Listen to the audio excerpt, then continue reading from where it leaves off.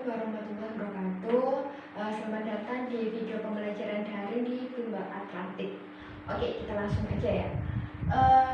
Hari ini materinya itu tentang dinamika rotasi dan kesetimbangan benda tegar. Ini tuh materi dari kelas 4. Sebenarnya untuk pengantarnya itu udah ada sih di kelas 10 tentang dinamika partikel. Tapi dinamika partikel itu tentang gerak translasi atau gerak lurus. Nah, kalau yang ini itu tentang rotasi, tentang gerak melingkar. Atau kan rotasi ya, rotasi misal bumi berotasi, berarti kan bumi itu berputar, melakukan gerak melingkar, kayak gitu kan. Terus bedanya tuh apa sih dinamika partikel sama yang dinamakan dinamika rotasi itu? Nah, kalau dinamika partikel itu terhadap benda titik, kalau yang dinamika rotasi itu terhadap benda tegar. Sesuai dengan judulnya nih ya, benda tegar. Nah, bedanya untuk benda titik itu gaya sebelumnya kalau di dinamika partikel kalian kan udah tahu kalau caranya menguraikan gaya yang ada di benda itu. Terus kalian juga mengenal tentang hukum Newton 1 sama hukum Newton 2, satunya lagi hukum Newton 3. Tapi untuk yang di sini itu bisa dianalogikan hukum Newton 1 sama yang kedua. Kalau dinamika rotasi itu yang hukum Newton 2, kalau yang kesetimbangan benda tegar itu yang hukum Newton 1. Gitu. Jadi untuk benda titik ini ya. Nah, benda kalau di dinamika partikel kan diuraikan gayanya seperti ini kan, dia pasti punya berat atau weight, gaya berat itu selalu dia arahnya ke bawah, terus yang berlawanan itu gaya ke atasnya itu gaya normal. Nah, benda titik ini itu kedua gaya yang berlawanan ini itu pada titik yang sama, bekerja pada titik yang sama. Terus bedanya sama benda tegar itu, misal nih kayak gini, ada papan jumlah-jumlah gini. Ini dikasih F1 dorongan, terus kemudian F2 juga sama dorongan. Nah, tapi ini besarnya F1 sama F2 itu sama. Nah, akibat dari F1 sama F2 dia kan tetap diem nih, si papan jumlah-jumlahnya tetap diem. Tapi beda lagi kalau nanti dikasih gaya ke bawah ini sebesar F3, terus kemudian dikasih juga F4. Itu nanti bendanya tidak diam, bendanya akan seperti yang di bawah ini. Nah, akan kayak main juga-juga gitu loh kalau kalian main gitu. Terus benda tegar ini berarti kan meskipun dia itu gayanya yang diberikan berlawanan pada bidang ini, pada bidang papan jumlah-jumlah ini, tapi ternyata dia bendanya tidak diam seperti ini. Berarti gaya yang bekerja pada titik yang sama itu tidak mengakibatkan benda itu tetap diam gitu. Terus kita lanjut ke konsep torsi. Kalau di mana dinamika partikel itu kalian mengenalnya itu F atau gaya kan. Nanti sigma F itu bisa sama dengan 0, terus dia kalau bergerak nanti sigma F sama dengan M kali A. Nah, kayak gitu. Kalau di dinamika rotasi dan kesetimbangan benda tegar ini itu lebih ke torsi, kayak gaya yang mengakibatkan benda itu berputar gitu. Terus konsep torsi ini itu misal dikasih contohnya tentang ini, ada baut sama kunci Inggris. Biasanya kan kalau kita buka baut itu biasanya kan pakai kunci gitu kan. Nah, ini tuh contohnya tentang kunci Inggris. Terus ini bautnya ya, ini kunci Inggrisnya. Terus biasanya kita megangnya kan di titik C ini. Nah, gimana kalau kita megangnya itu di titik A, terus di titik B juga? Berarti itu kan nanti pengaruh sama sulit atau mudahnya buat buka si bautnya gitu kan ya. Nah, ternyata dari situ aja kita udah tahu nih kalau torsi itu dipengaruhi sama dua hal. Yang pertama itu gaya untuk membuka si bautnya itu, dorongan maupun tarikan itu sebesar apa, itu kan pasti pengaruh juga sama sulit atau mudahnya si baut itu dibuka gitu kan. Terus satunya lagi tentang jarak antara gaya terhadap sumbu putar atau poros. Nah, ini nanti disebut dengan gaya atau disimbolkan dengan R. Nah, biasanya itu juga di buku-buku atau mungkin di guru kalian itu biasanya disebutnya bisa S atau bisa juga D. Pokoknya dia satuannya itu tetap meter untuk satuan internasionalnya ya, tetap satuan panjang kayak gitu. Nah, tadi udah dikenalkan tentang pengaruh dari torsi, itu ada F sama R. Terus kalau misal kalian pegangnya di A, pasti kalian sulit buat buka si ini. Di B juga masih sulit. Di C itu lebih gampang ya. Normalnya sih orang-orang juga gunainnya itu di titik C ini. Terus hubungannya itu apa antara torsi, gaya sama lengan gaya itu? Nah, bisa dilihat di sini. Itu dirumuskan.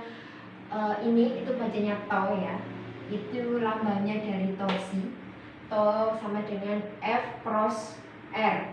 Kenapa pakai cross? Karena F itu kan merupakan besaran vektor, besaran yang punya arah dan punya angka atau nilainya.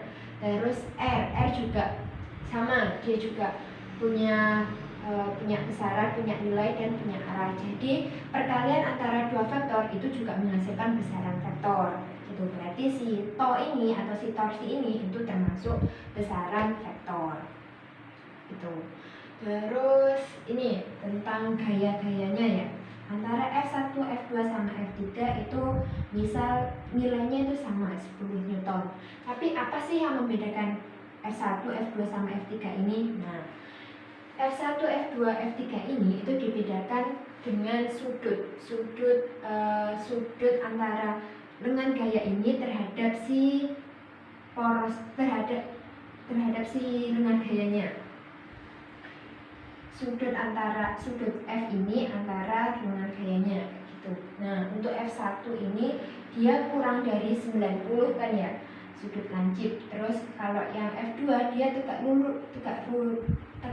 lurus terhadap lengan gayanya atau 90 derajat. Kalau yang F3 ini segaris sama lengan gayanya atau 180 derajat. Terus apa sih yang membedakan nanti pengaruhnya apa terhadap si torsi ini? Nah, kita bisa lihat ini contohnya. Saya sudah menghitung yang F1 ini, yaitu yang kurang dari 90. Misalkan si sudutnya itu 53 derajat. Berarti kita bisa hitung pakai perhitungan vektor. Sebelumnya kita uraikan dulu si vektornya ini. Berarti kan ada F1x terhadap sumbu X sama yang terhadap sumbu Y. Nah, kalau kita gambarkan dengan segitiga siku-siku seperti ini. Nah, ini kan gayanya F1, terus ini F1x. Nah, ini kalau digeser ke sini kan boleh kan ya? Nah, kayak gini. Terus untuk mengingatkan kalian lagi, itu nanti kalau vektor, perhitungan vektor berarti nanti kalian juga bersinggungan tentang trigonometri. Nah, kayak gini. Sudah saya rangkumkan ya. Ada sin, kostan. Kalau sin itu demi atau depan dibagi miring. Terus kalau kos itu sami, samping dibagi miring. Kalau tan itu desa, depan dibagi samping. Atau untuk mudah menghafalnya itu sin kostan sama dengan demi suami ke desa gitu. Untuk gampang menghafalinya aja sih. Terus untuk diterapkan dalam perhitungannya, nah kan kita cari yang ini ya, yang tegak lurus terhadap si lengan gaya. Kenapa si F1x ini nggak digunakan ya? Karena dia segaris. Kalau dia segaris kan ya si to-nya kan juga nanti hasilnya kecil gitu kan. Nah, berarti F1y ini. Kalau F1y berarti nanti kita pakai sin. Sin kan berarti demi, depan dibagi miring. Depannya si sudut ini apa? Si ini F1y. Miringnya, sisi miringnya berarti ya F1 gitu. Nah, berarti kita tulis kayak gini, F1y per F1. Bisa juga kita kalau menghitung F1 berarti kan F1 dikali sin 53. Nah, hasil dari sin 53 itu 0,8, terus F1 nya 10 Newton, berarti kita menghasilkan F1 nya itu 8 Newton. Nah, kalau kita bandingkan dengan F2 sama F3, F2 kan sudutnya 90. Nah, berarti kalau sin 90 kan hasilnya 1. Nah, berarti gayanya F2 ini lebih besar daripada F1, yaitu 10 Newton. Terus kalau F3 berarti dia lebih kecil karena sin 180 derajat. Jadi kalau dari F-nya aja, ngitung F gayanya aja itu udah berubah, berarti untuk menghitung torsinya itu juga berubah. Jadi gini, tau sama dengan F sin theta kali R, tetanya itu yang si sudutnya itu. Tuh. Terus kan kalau ini dia sudutnya panahnya itu keluar ya, keluar gini, berarti yang untuk menguraikannya juga nanti panahnya juga keluar. Nah, gimana kalau panahnya masuk? Sama dengan gaya yang awalnya itu, kalau dia keluar juga nanti diuraikan keluar, kalau dia masuk juga sama, berarti dia masuk, uraian si gayanya ini masuk. Nah, ini saya contohkan kayak gini. Jadi F-nya itu arah panahnya itu masuk, berarti kalau diuraikan juga masuk, X sama FY-nya. Terus digambarkan dengan segitiga siku-siku, berarti begini kan, si F-nya miring. Terus habis itu si FY-nya di sebelah sini, tegak lurus sama si lengan gayanya. Terus Fx saya pindah ke bawah kan masih boleh ya, karena sejajar. Nah, berarti kan gini.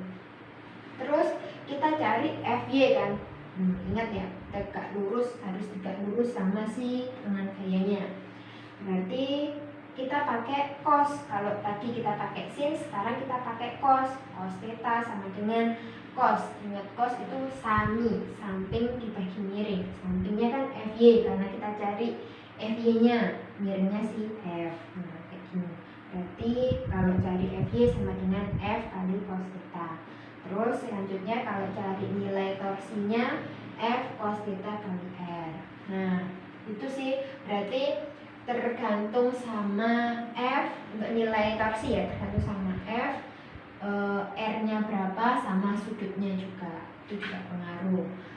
Terus misal nih kita kasih gayanya itu tepat di sini, misal tepat di bautnya gitu. Gimana, meskipun kita gayanya itu besar, tapi kita di sini berarti kan sudutnya itu 0. Nah, tetap aja ini nggak bergerak, nggak memutar, nggak melingkar, tetap aja di sini tetap diem. Jadi ya tergantung ininya, tergantung nilai dari F sama R-nya, harus dua-duanya, nggak boleh salah satu. Tuh. Nah, itu aja sih untuk dinamika rotasi dan kesetimbangan benda tegak. Ini dasarannya aja. Nanti kita lebih dalam tentang dinamika rotasi itu apa, kesetimbangan benda tegar itu gimana. Terus satunya lagi, oh ya, itu ada titik berat, itu hampir mendekati seperti kesetimbangan benda tegar. Selanjutnya sampai jumpa di video-video selanjutnya. Terima kasih untuk perhatiannya. Wassalamualaikum warahmatullahi wabarakatuh.